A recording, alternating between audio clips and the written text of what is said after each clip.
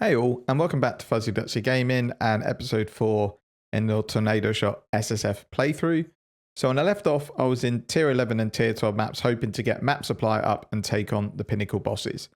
The other goal was to try and farm some Eldritch currency so I could craft some movement speed, ailment avoidance, spell suppression boots, and then finally get some currency off of Rog so I could get the chest off of him that I've been trying to bargain for. Now, there's going to be highlights running throughout this video whilst I waffle over the top about progression. I wanted this video to be an overview really of the character along with my gear and where we are at the moment. So I think it makes sense to start by going over the gear goals that I had for this episode and what I ended up doing. So the gear I currently have is on the screen now. But what I'm going to do is concentrate on the boots and the chest, as this was really my two main goals for the episode. So to get these boots, I was basically using Deafening Essences of Loathing whenever I got them to try and get a combo, which could include crafting from the bench, of movement speed, life, spell suppression, and ailment avoidance. After a few essences, I'd say 7 or 8 essences, I hit this pair of boots. And then I got really lucky with my Eldritch currencies. I had 4 greater Eldritch currencies and I rolled them and got 20% on the second up. So that is lucky, but I know it's something that I would get eventually from enough rerolls anyway. So the other option for these boots would have been if I got 2 good pairs with my essences, but maybe one had ailment, immunity, spell suppression, and movement speed, and one had maybe life, movement speed, and immunity, and I'll try Recombinator to bring the items together. That's fairly unlikely to hit, but it is an option in SSF if you've got spare Recombinators. And this pair of boots is really what I was looking for to start bringing the defenses together on the build, because the boots alone give me avoidance of 55%, which along with the 20% from tree means I can get it to 100% with the 25% benchcraft on the chest. So we'll move on to the chest next. So I got the chest I was waiting for from Rog. Unfortunately, didn't upgrade the spell suppression tier, so it is tier 2. I did manage to quality it to 30% using Hillock in Mastermind, and I did get it 6 linked with the fusions that I had. I only had a few hundred fusions, but I thought at 30% quality it was worth the risk, and it's 6 linked. The issue with the chest is the prefixes are full and the suffixes are what I want to keep. So I can't do suffixes, can't be changed, and I need to get ailment immunity on her as a prefix, otherwise the whole defense of the build doesn't come together. I don't really want to do any kind of metacrafting on it, as I'm not really sure the chest is worth it. It's tier 2 spell suppression and mediocre life. So I think with enough essences of greed, I could reroll a chest that's better. So I had one on Null Orb, so I just risked it. If the chest bricked, I'd put it to the side because I've still got a 5 link, and then I'd recraft it. What it did was remove the cold resistance, which I was overcapped on anyway, so it didn't help me, but it didn't particularly hinder me. But it didn't free up a prefix for me to craft the ailment immune. So for now, I'll equip the chest because it's 6 link, and I'll have to be 75% immune to ailments, which is a bit of a pain.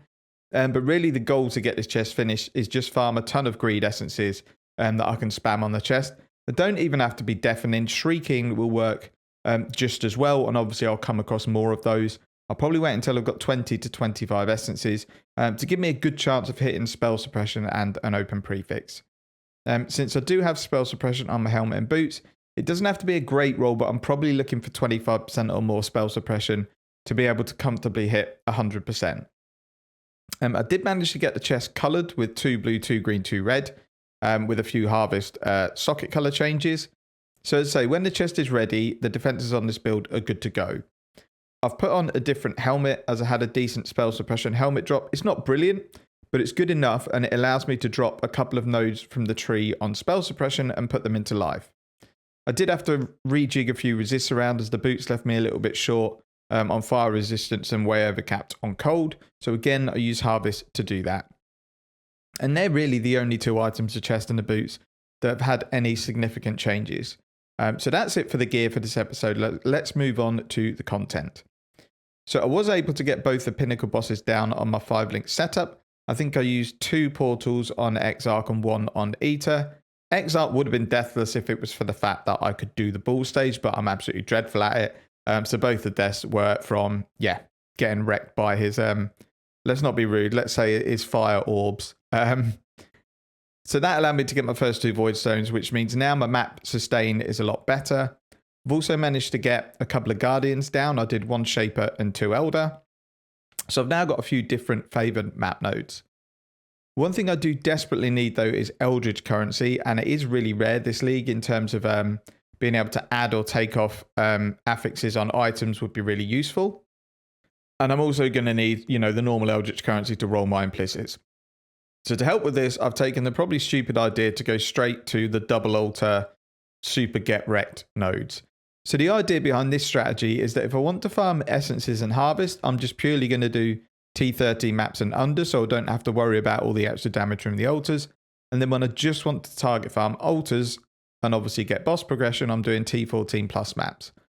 Once I get my remaining map completion, I should be able to take the X-Art nodes that gives altars more chance to spawn at the beginning of a map. So I'll then have all of the X-Art nodes and all of the Eater nodes.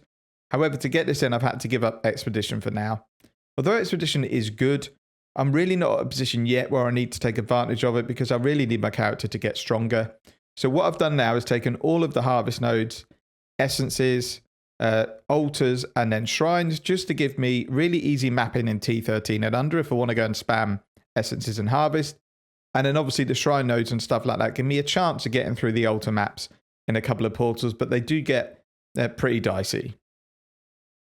Taking the kind of altar farming aside, overall mapping and bossing feels really, really good. Some arch nemesis mobs still feel pretty bad, especially when using Sentinel, but I know that's the case often for builds until they get, a lot more DPS. I think even with my totems down and boss DPS, I'm probably only a couple of million. The only other thing I've really done is I've completed a pretty low level Katarina, as I had I had lots of 3-star people in the hideouts, and there was a couple of crafts, including the 30% quality that I wanted to get and use, so I completed that. So one thing I need to do that's going to carry over to next episode is I've still not got the Elrion jewelry craft unlocked, and I really need it for minus mana cost, as now I'm on a 6 link, it costs 28 mana to use Tornado Shot once, and I'm shooting like 4 to 5 times a second. It feels pretty bad. Once that's done, it's then a case of starting to target some cluster jewels, because my tree would be a lot more efficient and more damage if I was able to slot in cluster jewels. I have had a mana reservation jewel drop, so I could craft that to maybe have less anger reservation. I can then target farm blight to get sovereignty on my amulet. And then with all those combined and a couple of other tweaks, I'll be able to add determination in for free. But there's no way I'm going to be able to do that if it's costing me 28 mana to use my skill. And that kind of takes me up to where I wanted this character to get, which was a decent SSF League starter to get me the majority of the Atlas completed and 2 Void Stones. Now, I did get lucky with my 6 link in terms of it fused for a couple of hundred instead of, say, 1,500. But I did most of this without the 6 link. I did the 2 Pinnacle bosses on a 5 link, and I did 2 of the Guardian maps on a 5 link. Where a 6 link really comes in handy is when I'm looking to push the altars and push T16 maps with Sentinel. 5 link just didn't quite feel like enough DPS, but it was doable. It just didn't feel that comfortable. So the next few days for me is really going to be grinding out harvest, essences, and altars to get my gear to the next level to make this altar farming feel a lot better. So realistically, it's going to be 3, 4, maybe even 5 days of farming on and off, because I'm maybe only putting a few hours in a day. So the next actual update for this character might be a few days, even a week off. But what I'm going to do in between is a lot of people have asked if you can league start with Tornado Shot. And after practicing this in SSF, the answer is 100% yes, especially in the trade environment. Is it the best or one of the best league starters? No, definitely not, because you do need pretty decent gear. So it's not going to be one you can just not worry about crafting gear and just go and kill the Pinnacle bosses on a shoestring.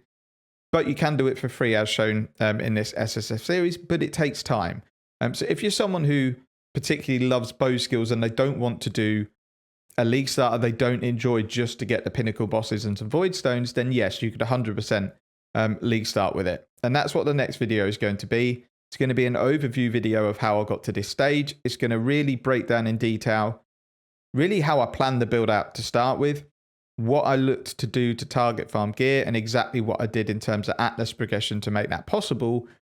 Really, it's going to be a guide to get you to T16 maps as smoothly as possible and take the Pinnacle bosses down. Now, it's not going to be hardcore viable in the slightest, and it might be that this is a build that takes 3 or 4 portals to kill Pinnacle bosses if you're not that up with the mechanics like me. but it's going to be one where hopefully if you follow it properly, anyone can get this progression. What it's also going to do is come along with a detailed written guide that you can refer to rather than have to keep playing back bits of the video and listen to my drony voice. You're going to have a big document that you can look at each section of where you are and look at what you need to do next. And that brings us to the end of the video. I'm not going to do a map showcase on this particular one because I've not really got many decent maps left. Well, actually, I haven't got any decent maps left that can show off like the altar farming. I did do a strand map and stupidly forgot to record it. So I'm just going to go into the loot for that map. And this will show why I'm doing the altar farming this early. Like, I know my level is going to be hard stuck at 92 because it's very likely that I die in every single map once we get these damaged multipliers stacked up. So for people that aren't aware, if you take this node here, this is it's an amazing node because it basically gives you a chance to get grand currency instead of normal ones. But as you can see, players take 25% increased damage from all enemies, not just Eldritch enemies, for each Eldritch altar used in an area. And in some areas, you can get 6, 7, and 8 altars, so that could be 200% increased damage taken. And then this node here is you get extra upsides from Eldritch altars, but they have an additional downside. Once you've taken 4 or 5 of these altars, you've pretty much got every downside going. So they're going to be stuff like you take more damage, you get hindered, you get there's just loads of stuff that's going to end up getting you killed. So I know I'm going to be hard stuck on this level until I've farmed all the currency that I need and I get my character strong enough that they can actually survive these maps. So I'll show the loot tab, and this is really the reason I'm doing it, is these embers here. So this is one map. It was a strand map, and I didn't even get to kill the boss because I'd taken so many altars. By the time I got there, because this isn't one you can boss rush on, I got to the boss, and I wasn't looking at the altars that I clicked. I was just making sure I avoided the player gains, and I must have taken the boss gets consecrated ground, and literally I couldn't get their health down one single bit, so I had to quit to character select, back to the map, take my original portal back in, and then go and loot the rest of the map. So this is without killing the boss. And I ended up with 8 grand embers, 2 greater and 2 lesser, 3 red maps, which unfortunately they're a crap tier. But this is all I'm farming the maps for, is for these embers. And with my void stones and the map sustain nodes I'm taking, it should mean that I can keep a map supply up even if they're not ideal maps for doing this strategy.